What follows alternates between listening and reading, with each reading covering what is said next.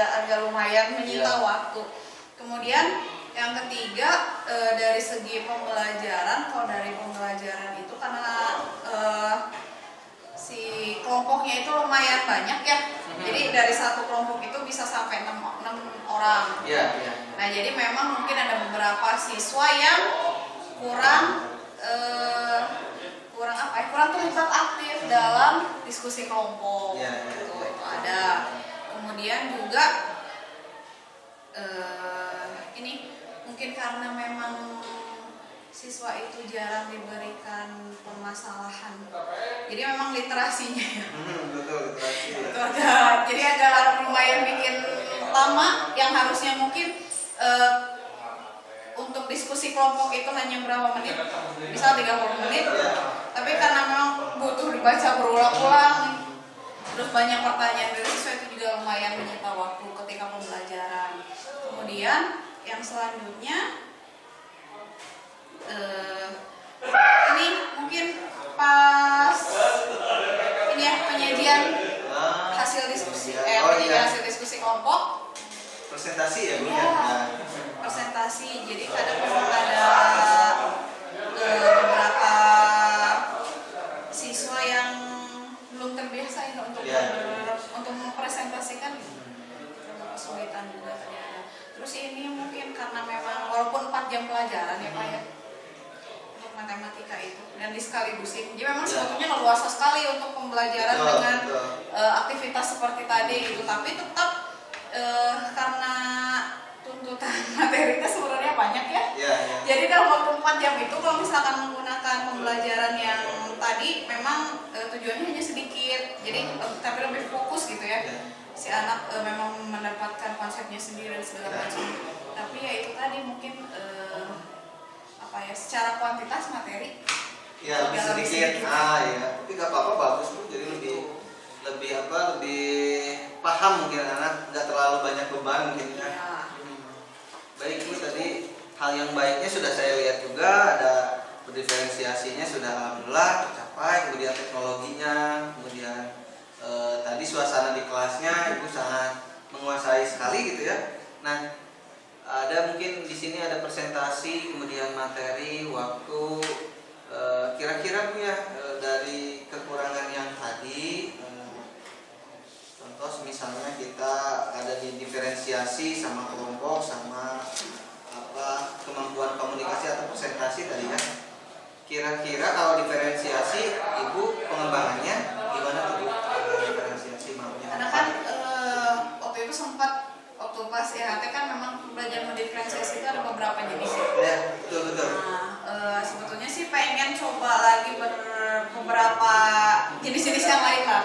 Kalau tadi tentang kesiapan belajar, mungkin nanti ingin dicoba diferensiasi berdasarkan gaya belajar siswa mungkin. Bisa betul. Atau enggak, kalau produksi kebetulan memang belum terpikir untuk produk ya. Di matematika. Cuman kalau misalnya untuk gaya belajar mungkin itu sudah mulai terpikirkan untuk mencoba kembali pembelajaran berdiferensiasi. Oke, berarti aktivitas pengembangan nanti ke diferensiasi berdasarkan gaya belajar mungkin ya. Tujuan yang hendak dicapainya yaitu pelaksanaan pembelajaran tadi ya. Oke, kira-kira menurut Ibu ukuran keberhasilan untuk semua tujuan tadi pelaksanaan pembelajaran berdiferensiasi berdasarkan gaya belajar, kira-kira ukuran keberhasilannya? Ukuran keberhasilannya, jadi kan kalau misalkan pembelajaran berdiferensiasi yang nanti akan dicoba itu kan berdasarkan gaya belajar.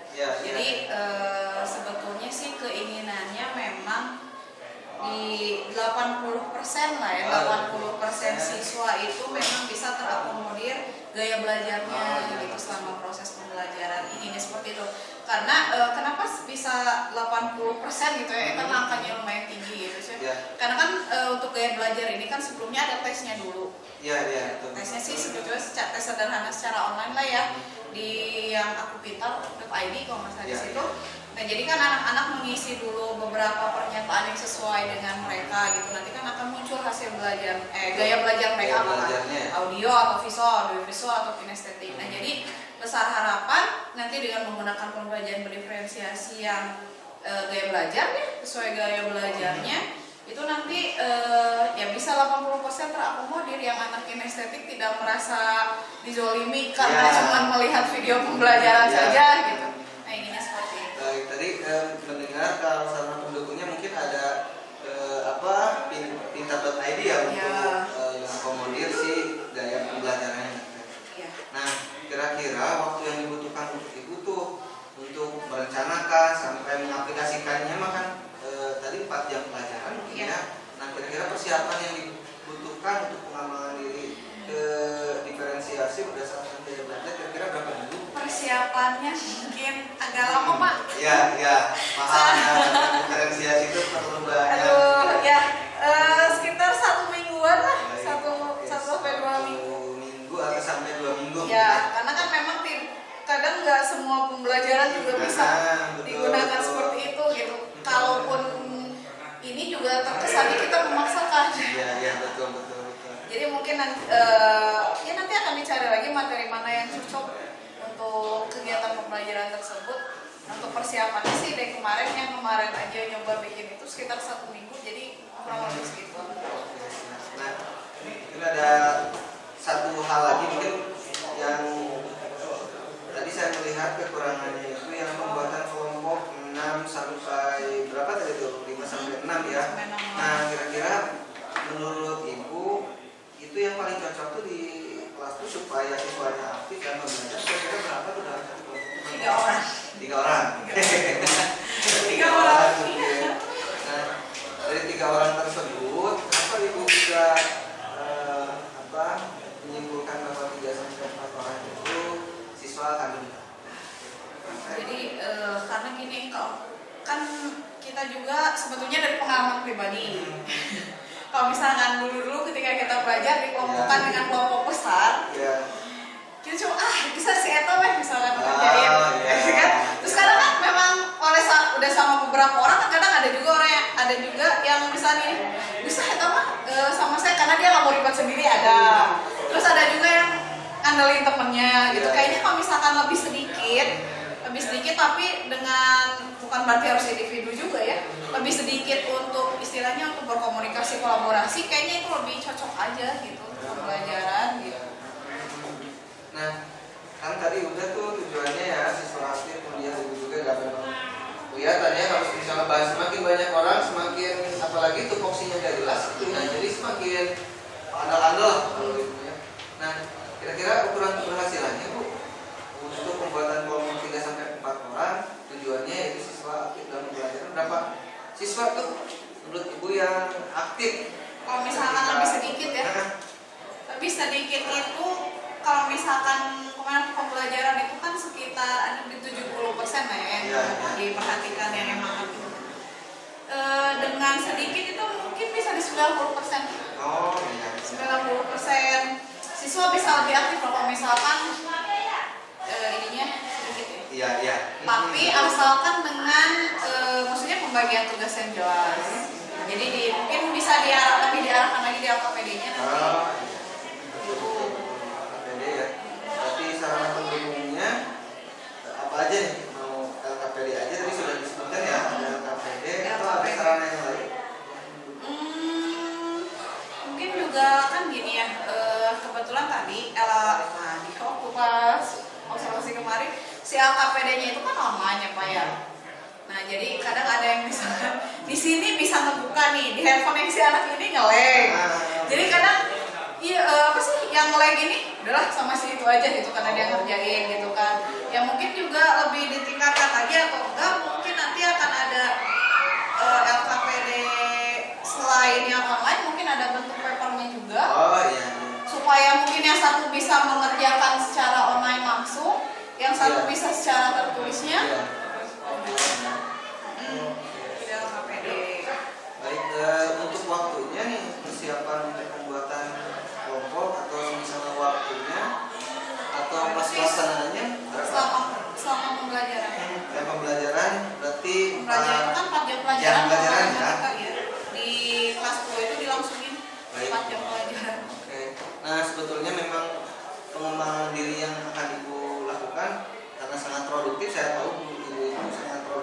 banyak mengikuti kegiatan, kemudian orangnya terbuka gitu ya. Saya tidak sabar nih melihat pergerakan atau nanti implementasi dari pengembangan diri Ibu sampaikan barusan ya, diferensiasi berdasarkan gaya belajar, kemudian pembuatan kelompok. Mudah-mudahan jadi hal baik atau best practice ya bagi rekan-rekan sejawat. Baik Ibu, terima kasih atas waktunya.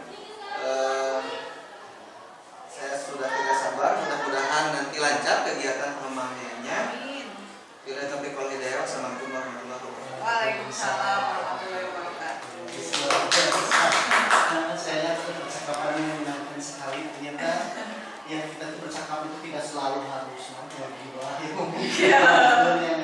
percakapan seperti ini pun bisa menyenangkan. Ngobrolin keuangan sekolah karena besoknya ngobrolin. Dan itu pakai salah can saya. Jadi ngobrol tadi mungkin lainnya ini juga sangat menarik. Tadi saya lihat Pak Asep sudah menyampaikan tujuan dari percakapannya apa ya, apa yang dikembangkan dan hasil analisis dan sesudahnya ya dalam timbal balik. Bilang tadi sebenarnya kan pertama ya tanyakan dulu yang sudah baik ya. Dari Bu Yani ya, Buli ya sudah menyampaikan bahwa pembelajaran diferensiasinya sudah muncul, kemudian kesiapan belajar bahkan di 3 LKPD ya menunjukkan pelajaran diferensiasi luar biasa. Yang luar biasa lagi, guru matematika sekarang jadi melek teknologi ya, mungkin karena susah TKJ ya atau apa, jadi sudah menggunakan GeoGebra ya, itu nanti pakai Android ya, atau luar biasa memang hari ini.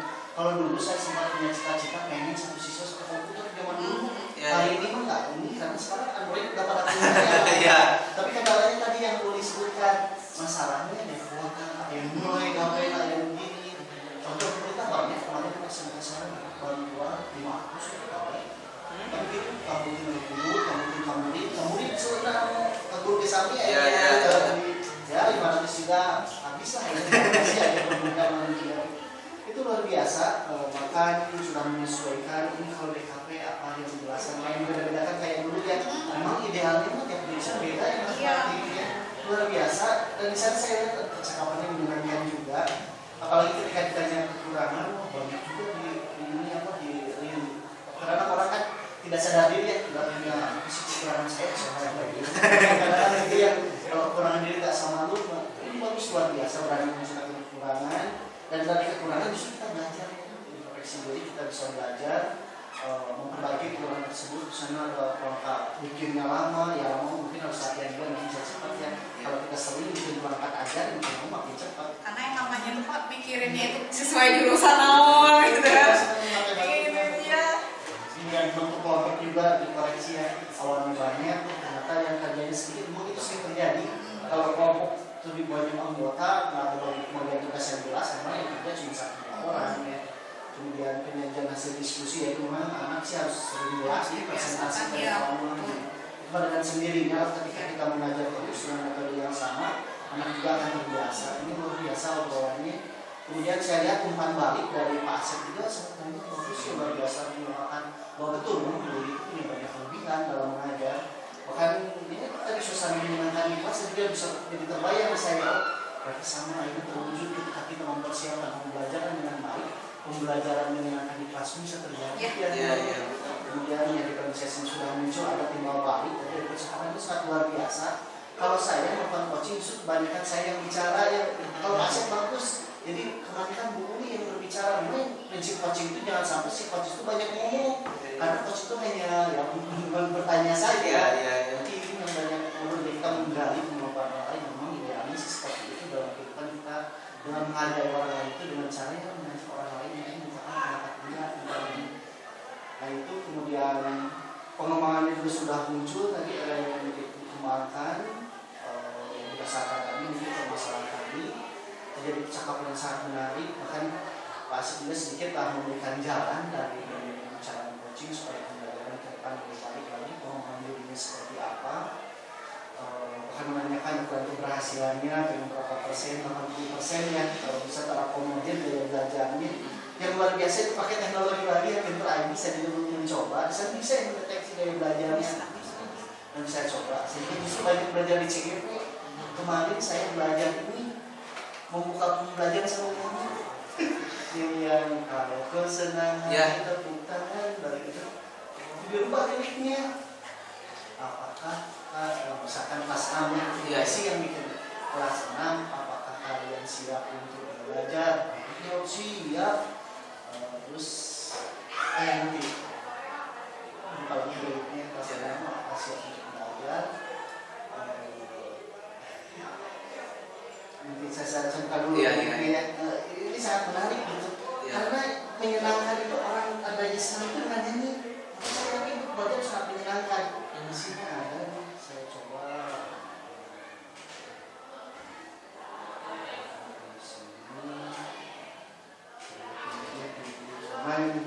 sebelumnya ya dulu misalkan 12 OTKP siap, 12 OTKP hebat, 12 OTKP juara, 12 OTKP apa kabar? Baik. Siapkah kalian untuk belajar? Siap.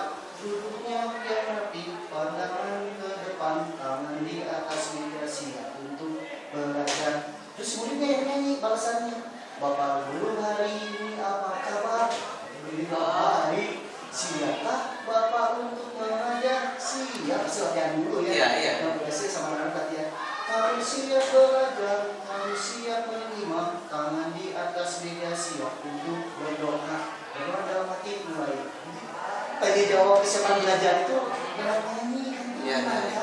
Jadi menurut saya itu menyenangkan sekali karena orang yang senang itu biasanya nyanyi kan? Pembelajaran banyak itu yang luar biasa di CGOP. Selain dari tadi itu tanya jawab sambil nyanyi dengan dulunya. Saya yakin latihan dulu itu saya tiru. Itu bisa jadi tiruan buat saya Pak.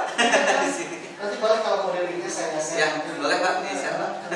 Saya coba rubah liriknya ternyata nggak cocok jadi sumbang. Jadi saya tadi juga sumbang ya kalau yang penting kita berusaha saja karena memang kemampuan ini tiap orang berbeda. Tadi juga saya lihat terbayang sesuatu menyenangkan ketika mengajar di kelas dengan metode dengan buka Android. Bahkan saya juga dulu kan komputer akuntansi itu biasanya komputer.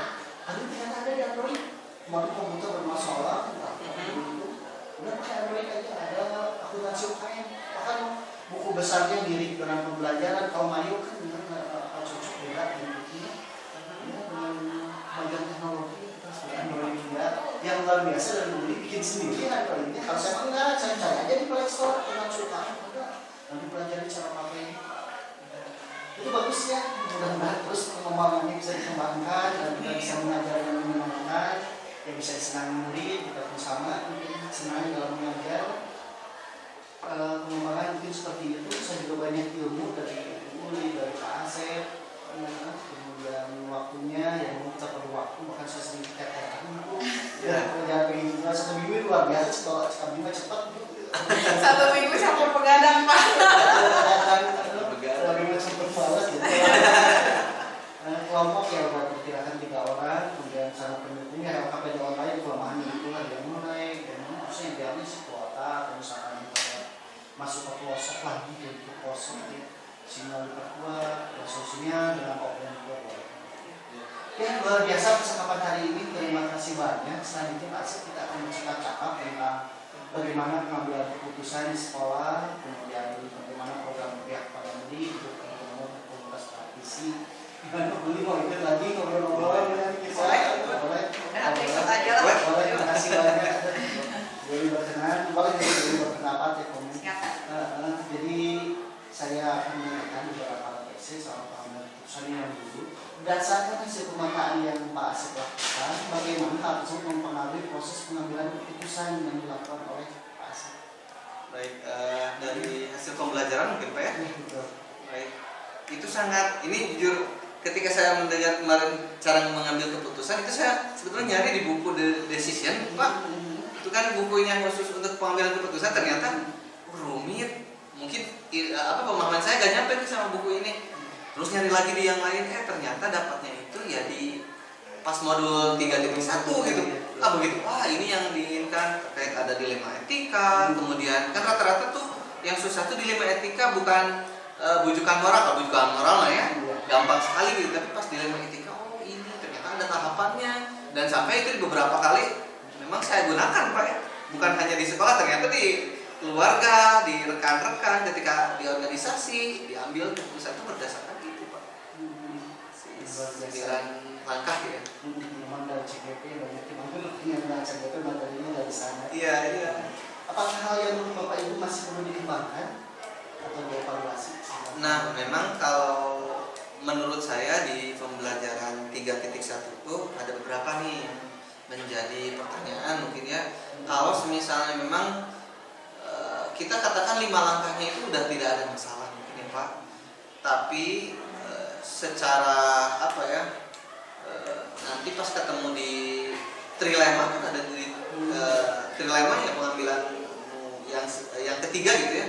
Nah, kita katakan gak nemu nih si keputusannya, apakah dilewat saja atau misalnya udah aja pakai keputusan yang udah diuji gitu, gak usah ada trilema lagi. Kan ini ada ya, ada si pilihan ketiga. Kalau pilihan ketiga bahkan sebetulnya saya juga menguatkan gini, bukunya The Visual of MBA itu ternyata ada negosiasi itu nggak berfokus ke keputusan yang pertama kan ya, di keputusan yang kedua. Nih terkadang memang pas keputusan ketiganya itu yang jadi permasalahan, apakah harus ada gitu keputusan ketiga gitu ya. Tapi kalau menurut saya kalau sudah ada mah keputusan pertama katakan sudah diuji, sudah betul, ya nggak usah mikirin yang ketiga gitu, sudah aja, meskipun pada akhirnya ada refleksi ya di akhir itu. Apakah hal yang menurut Bapak Asep ini yang mendukung keberhasilan dari keputusan yang diambil, apakah hal yang mendukung ya, menurut Bapak sangat mendukung dari keputusan yang diambil? Sebetulnya memang tidak terlepas Pak dari panutan, mungkin dari rekan sejawat juga, mungkinnya dari idola mungkin Pak ya. Nah, kalau misalnya pertama peraturan itu pasti melihatnya ke aturannya ya. Yang kedua misalnya kita ketika melihat kode etik, kadangnya di kode etik ada lagi. Tapi yang susah itu paling sulit itu di intuisi. Nah, persamaan intuisi itu Pak yang terkadang mungkin jadi permasalahan ya. Nah, ketika ada teman sudah masuk intuisinya, katakan intuisinya gampang nih Pak ya. Kalau media mah katakan di posting itu udah pastilah kebayang sama diri sendiri. Ketika intuisi ini perlu ada tambahan dukungan dari panutan atau idola. Nah, idolanya tidak cukup satu sebetulnya. Kalau misal memang si orang A ketika memang kadang dia tidak menguasai si masalah, bisa jadi kan beda pendapatnya. Makanya minimal itu harus ada 3 ganjil ya menurut saya gitu. Nah, dukungan yang ada ya rekan-rekan termasuk ya Bu Uli kan gitu ya. Pak Akon kalau di sini saya sering ngobrol-ngobrol untuk masalah kebijakan-kebijakan gitu. Adakah pengalaman yang terjadi baik dalam waktu dekat dan ataupun sebelum waktu yang mencerminkan dilema ITK? Oh iya, ini Pak, kebetulan ada Bu Ulinya. Saya tuh sebetulnya kan yang pelatihan itu kebetulan pertama kurikulumnya memang kelas 12 itu matematikanya bukan ke arah psikotes. Yang kedua, di satu sisi kurikulumnya seperti itu, satu sisi anak tuh membutuhkan ya psikotes untuk kerja tuh Pak ya, harus ada. Nah, saya tuh dilematis ya, maksudnya dilematis. Yang pertama tadi kurikulumnya nggak ada, kemudian yang kedua misal anak membutuhkan, tapi satu sisi juga si sekolah tuh nggak punya anggaran untuk arah ke sana gitu ya, banyak hal gitu gimana caranya. Terus yang keempat dilematisnya ketika gurunya nggak bakal mungkin Pak, kalau gurunya memang tidak dikasih kan agak sulit juga saya juga memutuskan gimana gitu ya, harus ngasih gitu ya. Nah, diuji pertama ketika saya memutuskannya itu awalnya itu memutuskannya bayar, memutuskan awal tuh bayar ya. Nah, diuji peraturan itu udah ini membujukan moral karena memang tidak boleh kan ya ada pungutan dari siswa. Tapi ada lagi Pak peraturannya. Kalau di sini kalau misalnya yang minta komite ternyata itu boleh karena untuk keperluan dan jelas memang pengeluarnya. Nah, oke lah bisa masuk nih di peraturan. Selanjutnya di kode etik ya, kita tidak ada permasalahan di kode etik guru. Yang ketiga di intuisi nih, di intuisi juga memang berkecamuk Pak. Nih kan anak-anak nih mampu nggak kalau misalnya dikasih uang takutnya jadi gimana gitu ya, jadi membebankan atau gimana gitu. Di intuisi memang jadi gagal. Terus di media misalnya ketika disuruh patungan atau misalnya wah ini harus ada anggaran nih untuk pelatihan, memang saya juga ada agak riskan ya. Nah, diuntungkan di akhir saya ngobrol dengan rekan dan idola panutan gitu ya. ngobrol nih, oh keputusannya ternyata ada nih, misalnya bagusnya memang tidak dipungut katanya gitu. Nah oke lah, jadi keputusan tadi itu saya tolak ya, ada pungutan, pada akhirnya tidak dipungut. Gurunya sudah ada, kebetulan Bu Uli yang bagian psikotesnya, bagian biuli psikotes. Nah alhamdulillah jadi trilema ya, saya tuh ngambil keputusan jalan tengah. Nah jalan tengahnya itu Pak, Bu Uli misalnya ngajar tetap tidak dibayar di pas pelatihan, tapi saya coba menganggarkan Pak dari program kerja BKK. Nah menyisikan kalau misalnya ada mungkin ya sisa-sisa dari rekrutmen, nanti buat bayar Bu Uli gitu ya. Tapi memang Bu Uli juga dengan ini jiwa besarnya tuh maksudnya tidak berharap gitu, tapi kan saya malu ya gitu. Jadinya tuh seadanya aja mungkin Pak ke Bu Uli itu. Bu Uli ini mah ala kadarnya gitu ya, dikasih. Itu mungkin Pak ya. Bagus. Kerja keras ya, bantuan dari teman komite terbatas, Itu sekolah itu sangat terbatas. Ini itu kita tidak ikhlas ya. Iya. Mudah-mudahan kita dapat balasan yang lebih Amin. luar biasa. Menurut Pak Asep, apakah proses pengambilan keputusan dilakukan sudah sesuai dengan prinsip dan langkah yang dipelajari di modul 3.1? Alhamdulillah sudah Pak. Jadi saya ngambil dulu ya data-data yang ada, survei dulu nih berapa orang yang ingin ikut temin gitu. Dan sebetulnya memang ini keputusannya itu karena kita kemarin sudah ada yang lolos itu Bu Uli ya. Jadi dari dilatih sama Bu Uli itu udah ada yang lolos. Jadi kita tuh termotivasi, oh yakin nih ada, karena ini kebaikan mungkin ya.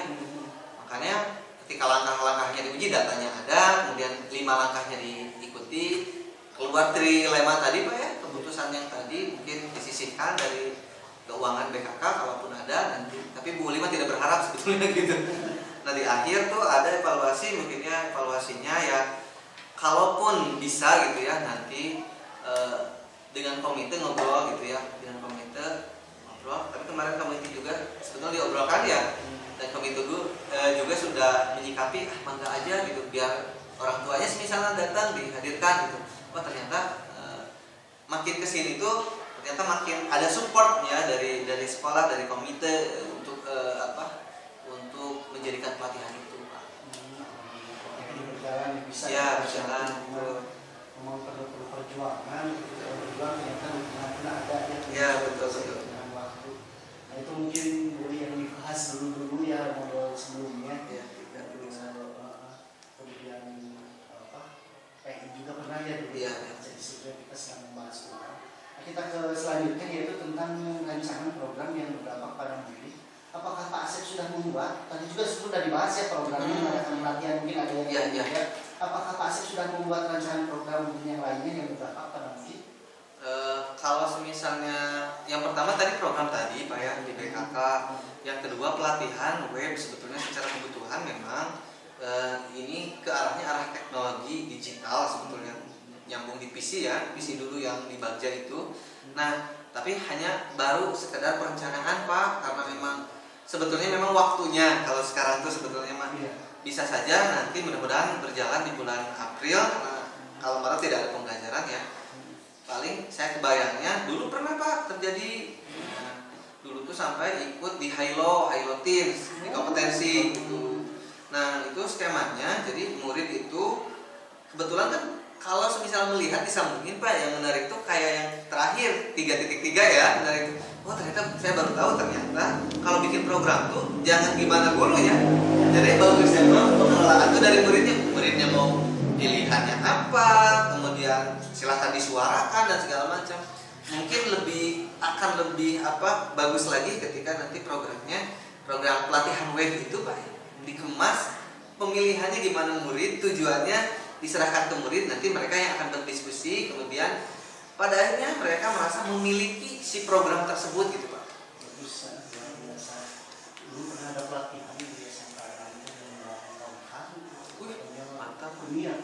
Pak WK ya, kasih. Betul kayak yang dikatakan oleh Pak Asep, memang harusnya sih dari murid pun katanya Pak WK itu punya universitas atau semacam perguruan tinggi. CEO-nya itu mahasiswa, semua itu mahasiswa. Kan kalau SMK kalau bisa ya CEO-nya itu mahasiswa, mahasiswa. Ya semuanya pengurusnya siswa, dari siswa untuk siswa oleh siswa, dan guru itu hanya mengarahkan. Ya.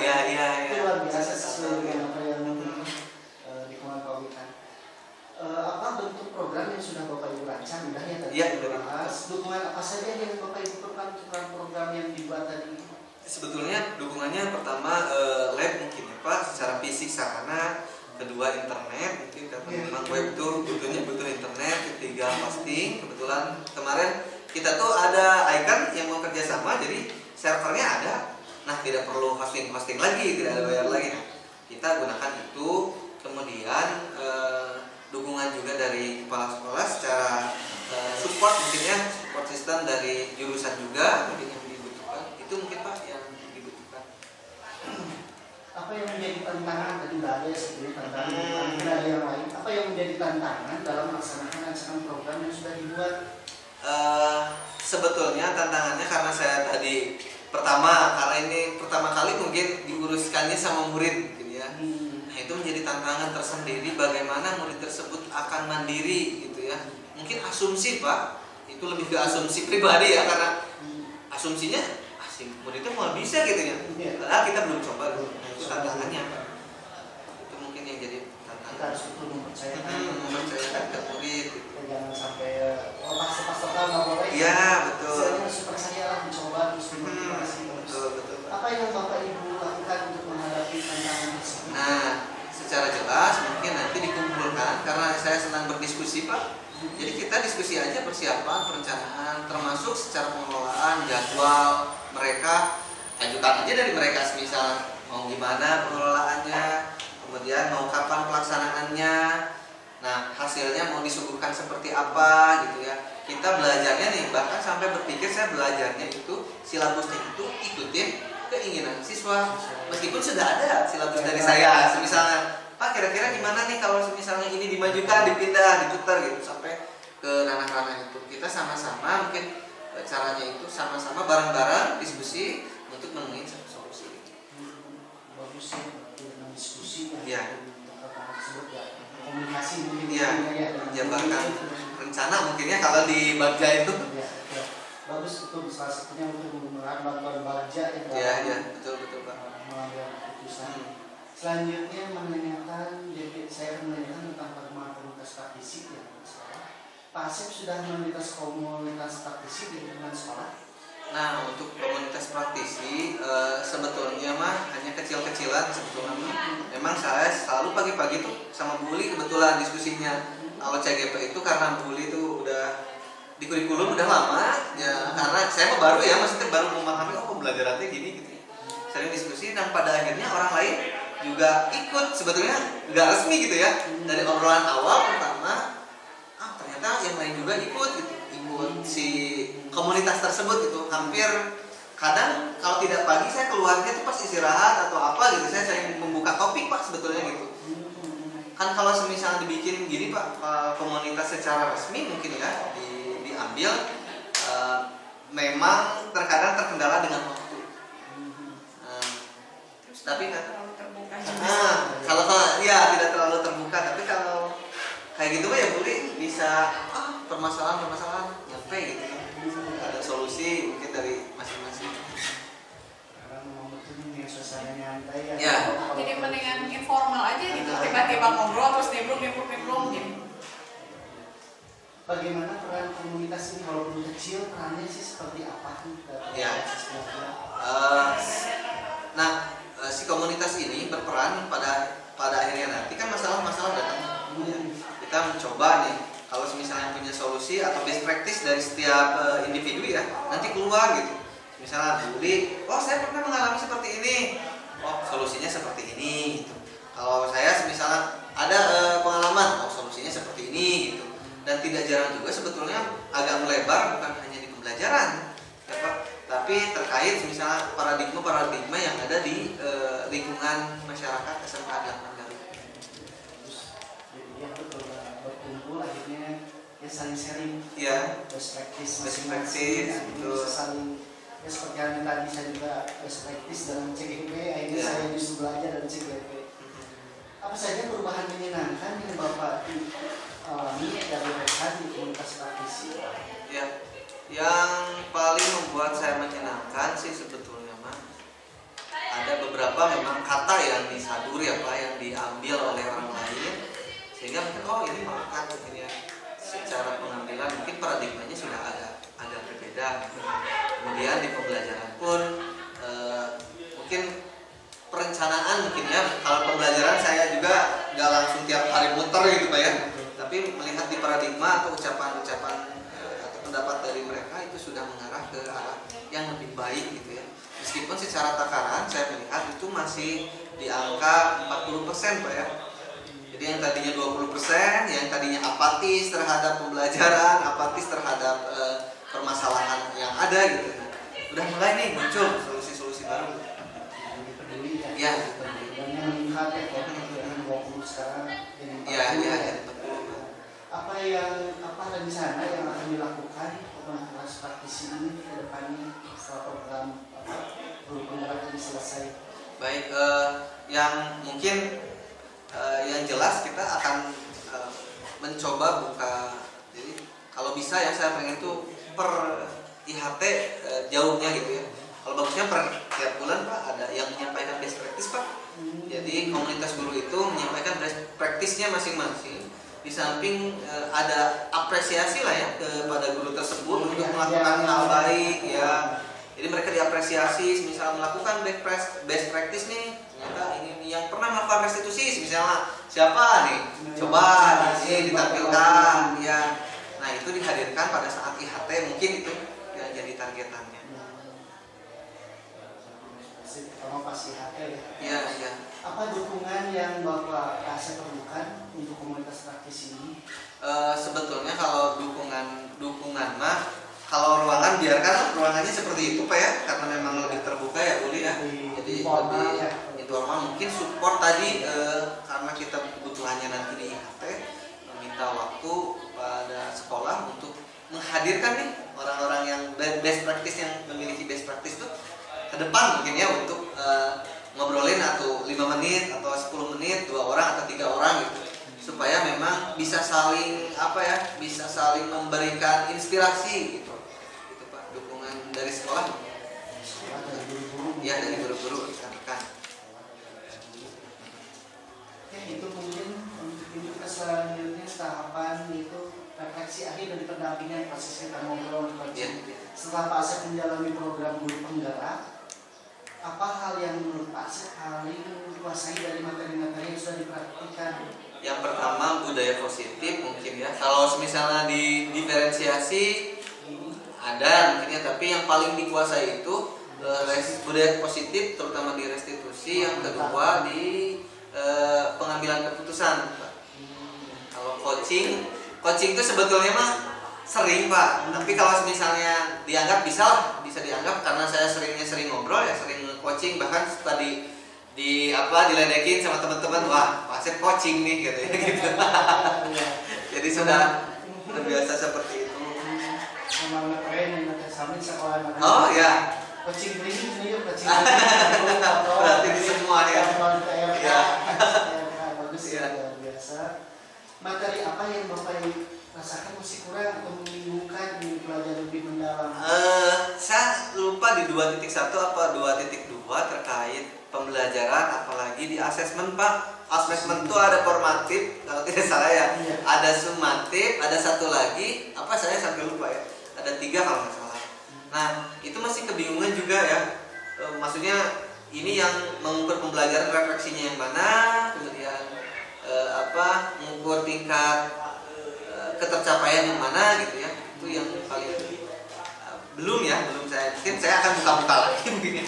Memang asesmen paling rumit. Iya. Agak rumit ya. Asesmen. Kalau di sini terjadi ujian sekolah. Oh iya praktik. Ada agama ya ada. Asesmen itu aneh memang. Iya. Agama nggak ada ujian praktik. Semuanya ujian tulis padahal asesmen itu kan jalan 3 ranah ya, kognitif, afektif, psikomotor. Iya betul. Dengan ulang ya misalnya begini pembelajaran. Agama aja Pak, tapi itu juga tidak dijadwalkan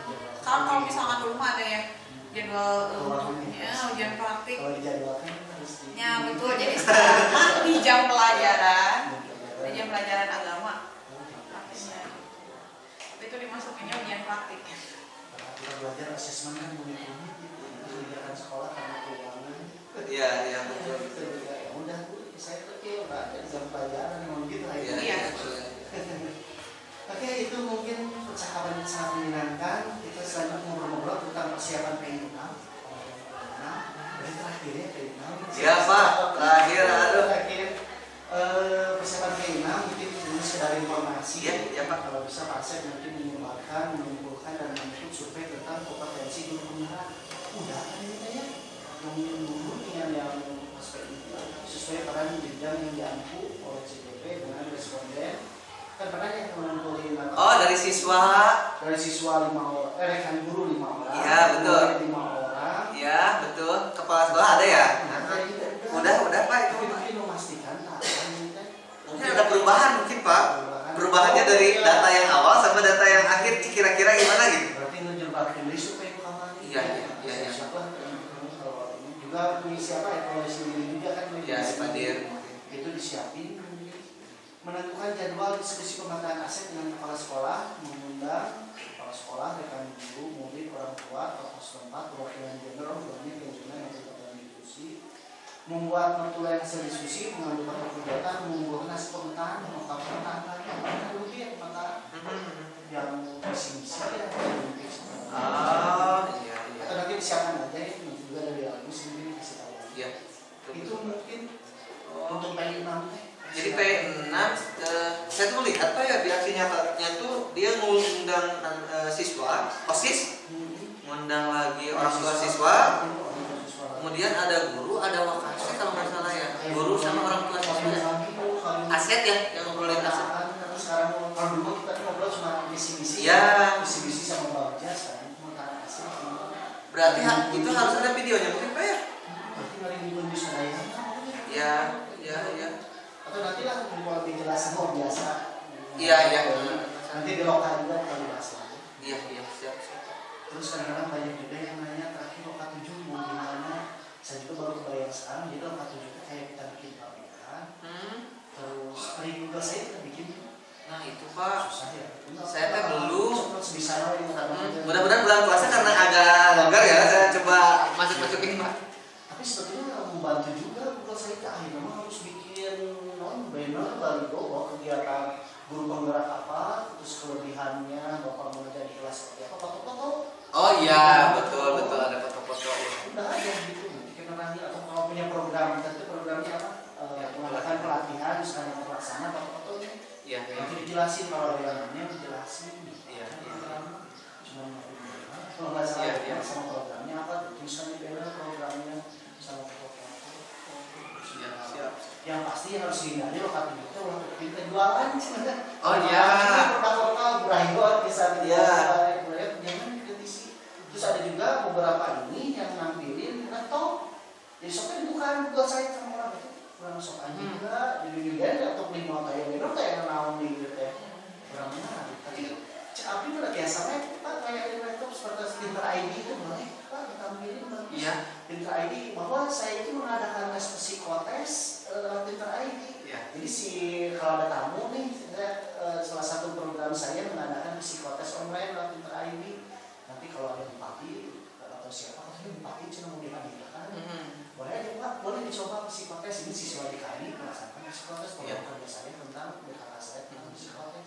Itu hasilnya bisa diakui secara ini dunia kerja hasil psikotes. Bisa. Tapi itu mah hanya sederhana aja sih Pak. Sebetulnya jadi kalau misalkan psikotes yang kayak kemarin tes apa sih? Tes yang ABM ya Pak ya? Iya. Kalau ABM itu mungkin yang bisa diakui di dunia kerja ABM. Kalau ABM mungkin iya. Karena memang nah itu apa masalahnya Pak. Cuma ini mah hanya sederhana. Gaya belajar aja ya. Gaya belajar aja kan kalau misalnya psikotes kerja tuh ada beberapa macam ya. Ada matematikanya tes, kemudian gambar, traveling. Pinter ID tampilin aja. Kita bukan iklan Pinter ID enggak kan dia ada gratis. Paling kemarin itu udah kebayang kita kalau minta ID itu kan banyak pertanyaannya ini Pak. Nah, paling saya coba bikin lah si aplikasinya itu agak sederhanain pakai sistem pakar gitu. Kalau itu kan semua harus dijawab ya. Kalau sistem pakar itu ketika memang dia katakanlah apakah kamu misalnya suka menonton. Nah kalau tidak berarti pertanyaan-pertanyaan tentang visual itu dihapuskan. Bahkan saya berpikir bukan hanya di gaya belajar audio, visual, kinestetik gitu ya. Pertanyaannya lebih ke yang 7 kecerdasan Pak ya, yang linguistik, kemudian yang verbal dan segala macam. Saya kepikiran tuh kemarin dari video YouTube, ternyata ada 7. Meskipun padanya gaya belajarnya ada 3 Pak ya. Nah nanti dimasukin ke sana. Kalau 2 meter bukan Pak? 2 meter sama 1 kali 2 meter. Oh, 2 meter kecil lah ya.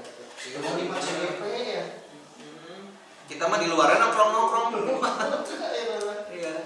Terus gini cina kalau bisa, misalkan saya punya program ya itu apa? Iya. Persiapan belajar, dia belajar ya. Orang lain juga terus tahu, jangan sampai gini misalkan Pak saya tajaman, ini apa program gaya belajar itu kayak gimana? Oh iya.